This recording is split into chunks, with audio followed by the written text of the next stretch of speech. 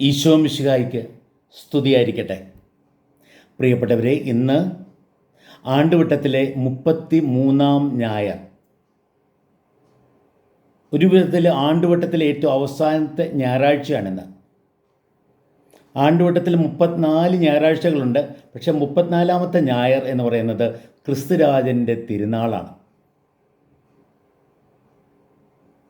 നമ്മൾ അന്ത്യത്തിലേക്ക് കടന്നു വരിക. ക്രിസ്തുരാജൻ്റെ തിരുനാളാണ് നമ്മുടെ ആരാധനാ വത്സരത്തിലെ അവസാനത്തെ ഞായർ.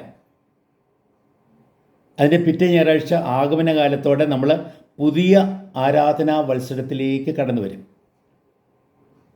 അപ്പോൾ നമ്മുടെ ആരാധനാ വത്സരത്തിൽ ഈ അവസാനത്തെ മാസത്തിൽ ആണ്ടുവട്ടത്തിലെ അവസാനത്തെ ഞായറാഴ്ചയായ ഇന്ന്, പ്രിയപ്പെട്ടവരെ, അവസാനത്തെക്കുറിച്ച് അല്ലെ അന്ത്യത്തെക്കുറിച്ച് ധ്യാനിക്കാനാണ് തിരുസഭ നമ്മെ ക്ഷണിക്കുന്നത്. ഒരു ക്രിസ്തു ശിഷ്യന് അന്ത്യം എന്ന് പറഞ്ഞാൽ അവസാനമല്ല, അതൊരു പുതിയ ആരംഭമാണ്. ഒരു ഗ്രാജുവേഷൻ പോലെ, ഒരു പൂർത്തീകരണമാണ്. രൂപത്തിൽ പൂർത്തീകരണത്തിലൂടെയാണ് ഒരു പുതിയത് ആരംഭിക്കുക. നമുക്കറിയാം, ഈശോയുടെ മരണം ഒരു അന്ത്യം പോലെയായിരുന്നു. പക്ഷേ അവിടെ തീർന്നില്ല, അത് ഉത്ഥാനത്തിലേക്ക് നയിച്ചു.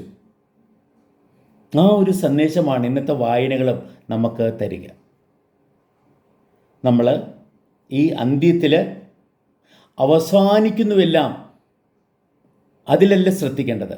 ഇതാ ഒരു പുതിയ ആരംഭം, പുതിയ ആകാശവും പുതിയ ഭൂമിയും. അതിൽ നമ്മൾ ശ്രദ്ധ കേന്ദ്രീകരിക്കാനായിട്ട് തയ്യാറാവുക. ഇന്നത്തെ ഒന്നാമത്തെ വായന പഴയ നിയമത്തിലെ അവസാനത്തെ പുസ്തകത്തിൽ നിന്നാണ്. മലാക്കി പ്രവാചകൻ്റെ പുസ്തകത്തിൽ നിന്നാണ്, 3-ാമത്തെ അധ്യായത്തിൽ നിന്നാണ്. അവിടെ പ്രവാചകൻ പറയാണ്, കർത്താവിൻ്റെ ദിവസം ഇതാ വരുന്നു, ഒരു തീച്ചൂള പോലെ അത് വരുവാണ്, എല്ലാത്തിനെയും ചാമ്പലാക്കാൻ വരുക. അഹങ്കാരികളെയും ധിക്കാരികളെയും എല്ലാം ചാമ്പലാക്കുന്ന, വൈക്കോൽ പോലെ ആക്കുന്ന ഒരു അഗ്നി പോലെ കർത്താവിൻ്റെ ദിവസം വരുക. അവർക്ക് അത് അവസാനമാണ്. പക്ഷേ നീതിമാന്മാർക്കോ കർത്താവിനെ ഭയപ്പെടുന്നവർക്കോ അതൊരു പുതിയ തുടക്കമാണ്. നീതി സൂര്യൻ അവർക്ക് വേണ്ടി ഉദിക്കും എന്നാണ് പ്രവാചകൻ പറയുക.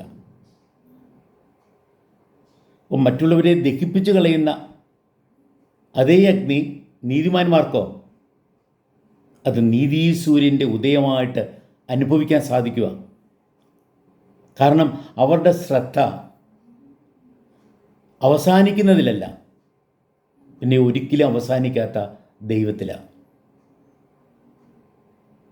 ഇന്നത്തെ സങ്കീർത്തനവും 98-ാം സങ്കീർത്തനവും നമ്മളോട് പറയുന്നത്, ഇതാ കർത്താവ് ഭൂമിയെ വിധിക്കാൻ വരുന്നു എന്ന് പറഞ്ഞ നമ്മൾ എന്തു ചെയ്യണം?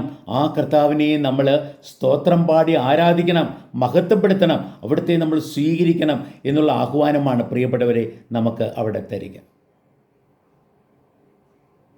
നമ്മൾ ഇന്നത്തെ 2-ാമത്തെ വായനയിലേക്ക് നോക്കുമ്പോൾ അവിടെ ആ അന്ത്യത്തിന് വേണ്ടി നമ്മൾ എങ്ങനെ ഒരുങ്ങണമെന്ന് പൗലോസ് അപ്പോസ്തലൻ തെസ്സലോനിക്കരെ ഉപദേശിക്കുക. ഈ തെസ്സലോനിക്കായിലെ സഭയുണ്ടല്ലോ, ഈ കർത്താവിൻ്റെ പ്രസംഗമൊക്കെ ഇങ്ങനെ കേട്ടപ്പോഴേക്കും യുഗം ഇതാ അവസാനിക്കാൻ പോകുന്നു, ലോകം അവസാനിക്കാൻ പോകുന്നു എന്നും പറഞ്ഞിട്ട് അവർ പിന്നെ ജോലി ചെയ്യാതെയായി. ഉള്ള പൈസ എടുത്തെല്ലാം ചിലവഴിച്ച് ആഡംബര ജീവിതം ജീവിക്കാൻ തുടങ്ങി. എന്ന് മാത്രമല്ല, അവർ മറ്റു ജോലി ചെയ്യുന്നവരുടെ കാര്യത്തിൽ പോലും ഇടപെട്ട് അവരെ കൊണ്ട് ജോലി ചെയ്യിക്കാത്ത അവസ്ഥയിലേക്ക് വരുന്നു. അവിടെ പൗലോസ് അപ്പോസ്തലൻ പറയാണ്, അധ്വാനിക്കാത്തവൻ ഭക്ഷിക്കാതിരിക്കട്ടെ എന്ന് പറയാം.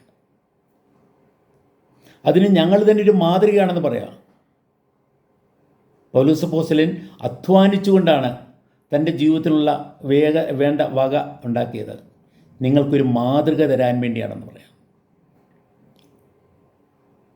ലോകം അവസാനിക്കാൻ പോകുന്നു പറഞ്ഞിട്ട് അലസരായിരിക്കേണ്ടവരല്ല, മറ്റുള്ളവരെ ഭാരപ്പെടുത്തി ജീവിക്കേണ്ടവരല്ല നമ്മൾ. ചിലപ്പോഴുണ്ടല്ലോ, നമ്മുടെ ചില കുടുംബങ്ങളിൽ പ്രായപൂർത്തിയായ മക്കൾ പോലും അവരൊത്തിരി പഠിച്ചിട്ടൊക്കെ ഉണ്ട്, പിന്നെ ഒരു ജോലിക്കും പോകുന്നില്ല, ജോലി കണ്ടെത്താൻ പോലും ശ്രമിക്കുന്നില്ല. അവരിങ്ങനെ സെൽഫോണും കണ്ട്, പ്രിയപ്പെട്ടവരെ, മാതാപിതാക്കന്മാരെ ഒരു വിധത്തിൽ ബുദ്ധിമുട്ടിപ്പിച്ച് അവരെ ഭാരപ്പെടുത്തി അവർ ജീവിക്കുക. ഞങ്ങൾക്ക് തരുമല്ലോ എന്ന് പറഞ്ഞാൽ പൗലോസ് അപ്പോസ്തലൻ പറയുന്നത് അധ്വാനിക്കാത്തവൻ ഭക്ഷിക്കാതിരിക്കട്ടെ എന്ന് പറയാം. ഉത്തരവാദിത്വപൂർവ്വം നീ ജീവിക്കണം, വിശ്വസ്തയോടെ ജീവിക്കണം. നീ കണക്ക് ബോധിപ്പിക്കേണ്ടവനാ. നിൻ്റെ സമയത്തിന്, നിൻ്റെ ധനത്തിന്, നിൻ്റെ കഴിവുകൾക്ക് ജീവിതം വേസ്റ്റ് ചെയ്താൽ നമ്മൾ അന്ത്യത്തിന് വേണ്ടി ഒരുങ്ങുന്നില്ല പ്രിയപ്പെട്ടവരെ. അവിടെ നമ്മൾ കത്തിച്ചാമ്പലായി പോകും. നമുക്കുണ്ടല്ലോ നിത്യജീവനിലേക്ക്, നിത്യലോകത്തിലേക്ക്, ദൈവത്തോടൊത്തുള്ള വാസത്തിലേക്ക് മുന്നേറേണ്ടവരാണ് നമ്മൾ. അതിന് ദൈവത്തിൽ ശ്രദ്ധ കേന്ദ്രീകരിക്കണം. ദൈവത്തിൻ്റെ ഇഷ്ടമറിഞ്ഞ് അത് നിറവേറ്റി ജീവിക്കുവാൻ തയ്യാറാകണം. ദൈവമേൽപ്പിച്ച കൽപ്പനകളെല്ലാം, കടമകളെല്ലാം നാം നന്നായി നിറവേറ്റണം. നിരന്തരം ദൈവവുമായിട്ടുള്ള ആഭിമുഖ്യത്തിൽ നമ്മൾ വളരണം. പ്രാർത്ഥനയിലൂടെ, വചനപഠനത്തിലൂടെ, ദിവ്യകാരുണ്യത്തിലൂടെ, മറ്റുള്ളവരിൽ കർത്താവിനെ ദർശിച്ച് അവർക്ക് ശുശ്രൂഷ ചെയ്യുന്നതിലൂടെ എല്ലാം പ്രിയപ്പെട്ടവരെ നമ്മളങ്ങനെ വളരണം. അങ്ങനെയാണ് നമ്മുടെ അന്ത്യത്തിന് വേണ്ടി നമുക്ക് ഒരുങ്ങാനായിട്ട് സാധിക്കുക എന്ന് പൗലോസ് അപ്പോസ്തലൻ പറയുകയാണ്. ഓരോ നിമിഷവും വിലപ്പെട്ടതാണ്, ഓരോ രൂപയും വിലപ്പെട്ടതാണ്, ഓരോ കഴിവും പ്രധാനപ്പെട്ടതാണ്. വേസ്റ്റ് ചെയ്യാനല്ല, അത് വേണ്ടവണ്ണം ഉപയോഗപ്പെടുത്തിക്കൊണ്ട് നമ്മുടെ ജീവിതം അതിൻ്റെ തികവിൽ ജീവിക്കുവാൻ ഉള്ള വലിയ ആഹ്വാനമാണ് പ്രിയപ്പെട്ടവരെ പൗലോസ് അപ്പോസ്തലൻ തരിക. ഇന്നത്തെ സുവിശേഷത്തിലേക്ക് വരുമ്പോൾ പ്രിയപ്പെട്ടവരെ അവിടെ അന്ത്യങ്ങളെക്കുറിച്ച് ഈശോ പറയാം. ഒന്നാമത്തെ അന്ത്യം എന്ന് പറയുന്നത് ആ ദേവാലയത്തിൻ്റെ അന്ത്യമാണ്. ജെറുസലേം ദേവാലയം ഇസ്രായേൽ ജനത്തിൻ്റെ അഭിമാനമായിരുന്നു.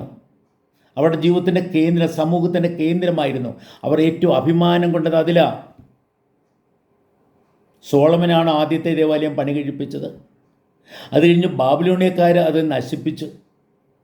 അത് കഴിഞ്ഞിട്ട് പേർഷ്യൻ രാജാവ് സൈറസിൻ്റെ അനുവാദത്തോടെ, കൽപ്പനയോടെ അവർ തിരിച്ചു വന്ന്, ഇസ്രായേൽ ജനം തിരിച്ചു വന്ന് ദേവാലയം പുതുക്കപ്പെടുന്നപ്പോഴുണ്ടല്ലോ പഴയ ദേവാലയമായി തട്ടിച്ച് നോക്കുമ്പോൾ ഇത് വെറൊരു ചെറ്റക്കുടിൽ പോലെ. ഹെറോദസ് രാജാവ് എന്ത് ചെയ്തു? ഈ ദേവാലയത്തെ മുഴുവനും പഴയ ആ പ്രൗഢിയിലേക്കാക്കാൻ 46 വർഷമായിട്ട് പണി ചെയ്യിച്ചുകൊണ്ടിരിക്കുക. സുന്ദരമായ കല്ലുകൾ, ഒത്തിരി കാണിക്കൾ എല്ലാമായിട്ട് ഇങ്ങനെ അലങ്കൃതമായ ഈ ദേവാലയം, കർത്താവായ ഈശോ ദേവാലയത്തിലേക്കുള്ള അദ്ദേഹത്തിൻ്റെ യാത്ര പൂർത്തീകരിച്ച് ദേവാലയത്തിൽ പ്രവേശിച്ച് ഈ ദേവാലയത്തിൻ്റെ അടുത്ത് നിൽക്കുമ്പോഴേ ശിഷ്യന്മാർ പറഞ്ഞു, ഇത്ര സുന്ദരമായിരിക്കുന്നു. അഭിമാനത്തോടെ അവർ പറയുന്നത്. അപ്പോൾ കർത്താവ് എന്താ പറഞ്ഞതെന്നറിയാവോ? ഈ ദേവാലയം നശിപ്പിക്കപ്പെടും, കല്ലിന്മേൽ കല്ല് ശേഷിക്കാതെ തകർക്കപ്പെടും. കർത്താവിൻ്റെ ആ പ്രവചനം ഉണ്ടല്ലോ AD 70 പൂർത്തീകരിക്കപ്പെട്ടു. റോമാക്കാർ വന്ന് ദേവാലയത്തെ പാടെ നശിപ്പിച്ചു. അതിൻ്റെ കല്ലുകൾക്കിടയിൽ സ്വർണ്ണമുണ്ട് എന്ന് വിചാരിച്ച് ഓരോ കല്ലും അവർ തിരിച്ചു മറിച്ചാക്കാനായിട്ട് തുടങ്ങി. പ്രിയപ്പെട്ടവരെ, എന്നാൽ കർത്താവിനോട് ശിഷ്യന്മാർ കർത്താവിൻ്റെ പ്രവചനം കേട്ടപ്പോൾ ചോദിച്ചു, കർത്താവേ, ഇതെപ്പോഴാണ് സംഭവിക്കുക എന്നുള്ളൊരു ചോദ്യം ചരിത്രത്തിൽ പലപ്പോഴും വന്നിട്ടുണ്ട്. ലോകാവസാനം എന്ന, കർത്താവിൻ്റെ വീണ്ടുവരവെന്ന, ലോകം അവസാനിക്കുന്നതെന്ന എന്ന് ചോദിച്ചുകൊണ്ടാണ് പല ഡേറ്റുകളും പറഞ്ഞു. പക്ഷേ ആ പ്രവചനങ്ങളൊന്നും ശരിയായില്ല. കർത്താവ് പറയുവാണ്, ആ ദിവസമേതെന്ന് മനുഷ്യപുത്രന് പോലും അറിയില്ല എന്ന് പറയണം, പിതാവിന് മാത്രമേ അറിയൂ. അപ്പോൾ അതുകൊണ്ട് നമ്മൾ അങ്ങനെ അതിനുവേണ്ടി കണക്ക് കൂട്ടിയിരിക്കേണ്ടവരല്ല, പിന്നെയോ അതിനുവേണ്ടി ഒരുങ്ങിയിരിക്കേണ്ടവരാണ്. ഏത് നിമിഷത്തിലും കർത്താവ് കടന്നു വരാം, ഏത് നിമിഷത്തിലും അന്ത്യം കടന്നു വരാം. നമ്മുടെ ജീവിതത്തിൻ്റെ അന്ത്യമാകട്ടെ, നമ്മുടെ ലോകത്തിൻ്റെ അന്ത്യമാകട്ടെ, ഈ ലോക ജീവിതത്തിൻ്റെ അന്ത്യമാകട്ടെ, അതെപ്പോഴും കടന്നു വരാം. എപ്പോഴും ഒരുക്കമുള്ളവരായിരിക്കുമെന്ന് പറയുക. പ്രിയപ്പെട്ടവരെ, കർത്താവ് പല അന്ത്യങ്ങളെക്കുറിച്ച് പറയുന്നുണ്ട്. പ്രപഞ്ചത്തിലെ ഭൂകമ്പങ്ങളെക്കുറിച്ച്, ആകാശത്തിലെ അടയാളങ്ങളെക്കുറിച്ച്, ജനങ്ങളുടെ ഇടയിലെ യുദ്ധത്തെക്കുറിച്ച്, അക്രമങ്ങളെക്കുറിച്ച്, പീഡകളെക്കുറിച്ച്, പീഡനത്തെക്കുറിച്ച്, സ്വന്തക്കാരിൽ നിന്ന് പോലും വരുന്ന പീഡനങ്ങളെക്കുറിച്ച്. ഈ പീഡനങ്ങൾ വരുമ്പോൾ അതിൽ പരിഭ്രമിക്കേണ്ടവരല്ല നിങ്ങൾ. പിന്നെയോ നിങ്ങളുടെ കൂടെ കർത്താവുണ്ട്. എന്തു പറയണമെന്നുള്ള, എങ്ങനെ പറയണമെന്നുള്ള ആ സന്ദേശം അവർക്ക് ദൈവം തന്നെ നൽകുമെന്ന് പറയുക. അവരെല്ലാം എതിർത്ത് നിൽക്കുവാൻ സാധിക്കുന്ന രീതിയിൽ. പ്രിയപ്പെട്ടവരെ, കർത്താവ് പറയുന്നത് എന്താണെന്നറിയാവോ? നിങ്ങൾ അറസ്റ്റ് ചെയ്യപ്പെട്ട് കോടതിയിൽ ഹാജരാക്കപ്പെടുമ്പോൾ അതിനെ ഭയപ്പെടുകയല്ല വേണ്ടത്, അതിനെ ഒരു അവസരമായിട്ട് കാണുക, അതിന് ഓപ്പർച്യൂണിറ്റി ആയിട്ട് കാണുക, കർത്താവിന് സാക്ഷ്യം വഹിക്കുവാനുള്ള വലിയൊരു അവസരമായിട്ട് കാണുക. നമ്മുടെ ജീവിതത്തിൽ ഓരോ അഡ്വേഴ്സിറ്റിയും ഒരു ഓപ്പർച്യൂണിറ്റി ആയിട്ട് കാണുക, ഓരോ പ്രശ്നങ്ങളും ഒരു സാധ്യതകളായി കാണുക. അങ്ങനെയാണ് പ്രിയപ്പെട്ടവരെ അന്ത്യത്തിന് വേണ്ടി ഒരുങ്ങാൻ നമുക്ക് സാധിക്കുക. നമ്മൾ നമ്മുടെ പീഡനങ്ങളിൽ ഉറച്ചു നിൽക്കണം. പതറിപ്പോകണ്ട, ഭയപ്പെടേണ്ട, നിരാശപ്പെടേണ്ട. ധൈര്യത്തോടെ, നിങ്ങളുടെ ദൈവത്തിൻ്റെ ശക്തിയുണ്ട് എന്ന ബോധത്തോടെ, നിങ്ങളോടുകൂടെ ദൈവമുണ്ട് എന്നൊരു ബോധ്യത്തോടെ, നിങ്ങളെ നയിക്കുന്ന പരിശുദ്ധാത്മാവ് നിങ്ങളുടെ കൂടെയുണ്ട് എന്ന ബോധ്യത്തോടെ എന്തിനേയും അതിജീവിച്ച് മുന്നേറുക. അന്ത്യം വരെ സഹിച്ചു നിൽക്കുന്നവൻ രക്ഷ പ്രാപിക്കും എന്നാണ് പ്രിയപ്പെട്ടവരെ ഈശോ നമ്മളോട് പറയുന്നത്. പ്രിയപ്പെട്ടവരെ, ആണ്ടുവിടത്തിലെ ആഴ്ചകളിലൂടെ നമ്മൾ മുന്നേറിയത് ശിഷ്യത്വത്തെക്കുറിച്ച് പഠിച്ചുകൊണ്ടാണ്. അപ്പോൾ ഒരു ശിഷ്യൻ, ക്രിസ്തു ശിഷ്യൻ അന്ത്യത്തെ എങ്ങനെ നേരിടണം എന്ന് ഇന്നത്തെ വായനകൾ നമ്മളെ പഠിപ്പിക്കുക. ഭയപ്പെടുവല്ല, പരിഭ്രമിക്കുവല്ല, ധീരതയോടെ മുന്നേറുക. ജീവിതത്തിലെ ഓരോ നിമിഷവും ശ്രദ്ധയോടെ ജീവിക്കുക. ഓരോ കഴിവും നന്നായിട്ട് ഉപയോഗപ്പെടുത്തുക. ഓരോ മിനിറ്റും കളയാതെ നിൻ്റെ ജീവിതം നന്നായിട്ട് പൂർത്തീകരിക്കുക. കഴിയുന്നിടത്തോളം നന്മ ചെയ്യുക. ദൈവത്തിൻ്റെ ഇഷ്ടമറിഞ്ഞ് അത് നിറവേറ്റുവാനായിട്ട് ശ്രദ്ധ വയ്ക്കുക. എങ്ങനെ എല്ലാത്തിലൂടെയും ദൈവത്തെ മഹത്വപ്പെടുത്താനും ദൈവ ആഗ്രഹം നിറവേറ്റുവാനും മറ്റുള്ളവർക്ക് എങ്ങനെ അനുഗ്രഹം പകരാനും സാധിക്കും എന്ന ശ്രദ്ധയോടെ നമ്മൾ ജീവിക്കുമ്പോൾ പ്രിയപ്പെട്ടവരെ, നമ്മൾ അന്ത്യത്തിന് വേണ്ടി തയ്യാറാകുക.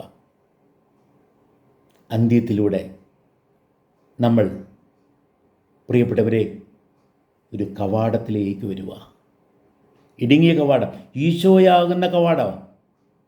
ഈശോയാകുന്ന കവാടത്തിലൂടെ ഒരു പുതിയ ആകാശത്തിലേക്കും പുതിയ ഭൂമിയിലേക്കും ജനിക്കുന്നവരാകാൻ നമുക്ക് ശ്രദ്ധ വയ്ക്കാം. നമ്മുടെ ജീവിതത്തിൽ എല്ലാം ഓർത്ത് നമുക്ക് നന്ദി പറയാം. എല്ലാത്തിലും ദൈവത്തെ ദർശിക്കുവാൻ നമുക്ക് തയ്യാറാകാം. എല്ലാ സ്വരങ്ങളിലൂടെയും ദൈവത്തിൻ്റെ സ്വരം കേട്ട് ദൈവേഷ്ടം തിരിച്ചറിയാൻ നമുക്ക് തയ്യാറാകാം. ദൈവത്തിൽ പൂർണ്ണമായും ആശ്രയിച്ചുകൊണ്ട് ദൈവശക്തിയാൽ നിറഞ്ഞ് ദൈവദൗത്യം നിറവേറ്റി നമ്മുടെ ജീവിതം നമുക്ക് സാക്ഷാത്കരിക്കാം. അങ്ങനെ നമ്മുടെ ജീവിതം ഒരു അവസാനമാകാതെ അത് പുതിയ ആരംഭമാകാൻ തക്കവണ്ണം, നമ്മുടെ ലോകം ഒരു അവസാനമാകാതെ പുതിയ ആകാശവും പുതിയ ഭൂമിയും പ്രത്യക്ഷപ്പെടുന്ന ദൈവരാജ്യമാകാൻ ശ്രദ്ധ വെച്ചുകൊണ്ട് നമ്മുടെ ജീവിതത്തെ നമുക്ക് ജീവിക്കാം. അതിനുവേണ്ട കൃപ ദൈവം നമുക്ക് തരട്ടെ. പരിശുദ്ധാത്മാവ് നമ്മെ ശക്തിപ്പെടുത്തുകയും നയിക്കുകയും ചെയ്യട്ടെ. ഈശോനാഥൻ എപ്പോഴും നമ്മുടെ കൂടെ ഉണ്ടാകട്ടെ. പിതാവ് തൻ്റെ സ്നേഹത്താൽ നമ്മെ നിറച്ച് സംരക്ഷിക്കുകയും പരിപാലിക്കുകയും വഴി നിർത്തുകയും ചെയ്യട്ടെ. അങ്ങനെ ദൈവകൃപയാൽ നിറഞ്ഞ്, ദൈവസ്നേഹത്താൽ നിറഞ്ഞ്, ദൈവത്തെ മഹത്വപ്പെടുത്തി എല്ലാവർക്കും അനുഗ്രഹമായി ജീവിക്കുവാൻ നമുക്ക് ശ്രദ്ധ വയ്ക്കാം. ദൈവം നമ്മെ അനുഗ്രഹിക്കട്ടെ. സമൃദ്ധമായ കൃപാവരം ഏവരിലേക്കും ദൈവം വർഷിക്കട്ടെ എന്ന് പ്രാർത്ഥിക്കുന്നു.